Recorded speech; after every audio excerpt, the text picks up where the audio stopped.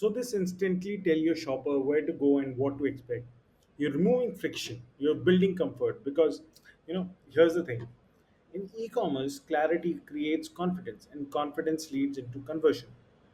So let's go a step further. Imagine someone lands on your store from an Instagram ad. Maybe they clicked on a product they like. Now they're curious but cautious.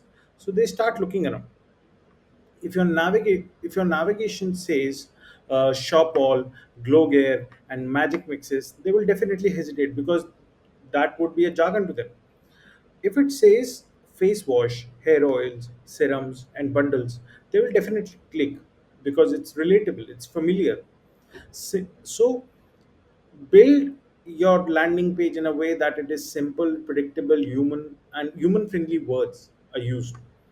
That's what helps someone's move from browsing to buying. Use language that feels natural and it's not just about menu labels. Your product names definitely matters a lot. Now, this might be a little bit painful, especially if you're a creative person, but save the poetic names for your brand story telling or your social media.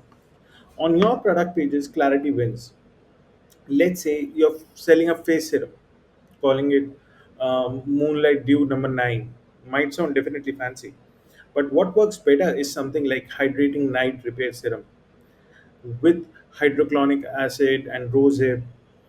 Why? Because customers can. They're looking for a product that solves their problem.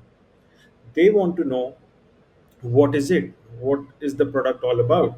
Will it what will it do? And how much am I getting it for? If that information is baked right into the title, you've already done half the selling. And once they are on the page, your productive description carry the emotional story, the tone, the connection, but the headline. That's your book. So all what I want to say is that remove the guesswork. At every stage, ask yourself, am I making them guess?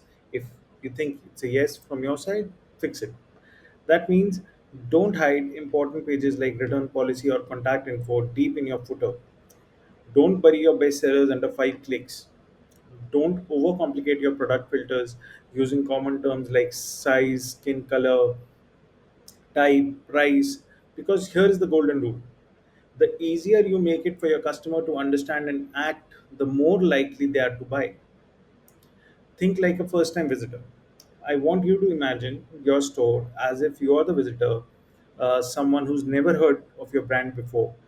Would you know what the brand sells right away? Or would you feel guided or lost? Would you trust it enough to spend your money on the first visit? It's a great test. Definitely, you should take it. I would definitely say that. Actually, even better, ask someone who does not know your store to try it. Sit with a friend or a family member and say, hey, can you go to this website and shop like you normally would? Watch where they hesitate, watch where they click. Ask them what they expected to see next. You'll be surprised how many small tweaks that test can inspire and how much smoother the experience becomes after. So, your store's job is to help, not impress.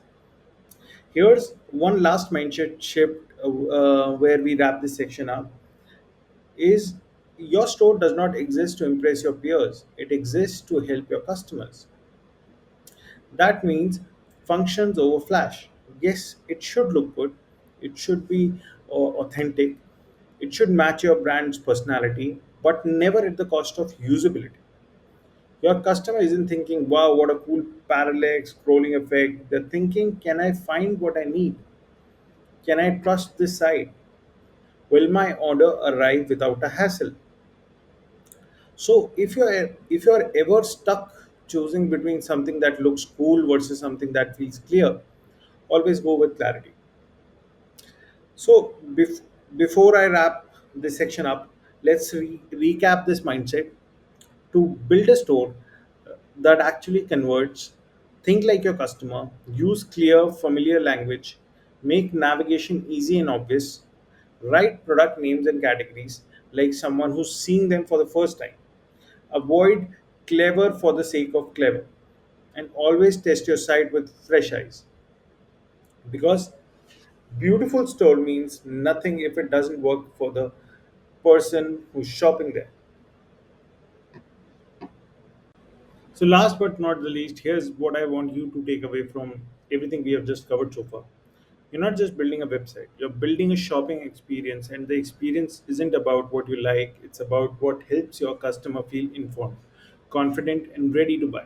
So, whenever you're making a decision, whether it's naming a product, choosing a category title, or writing a button label, ask yourself, would this make sense to someone seeing it for the first time?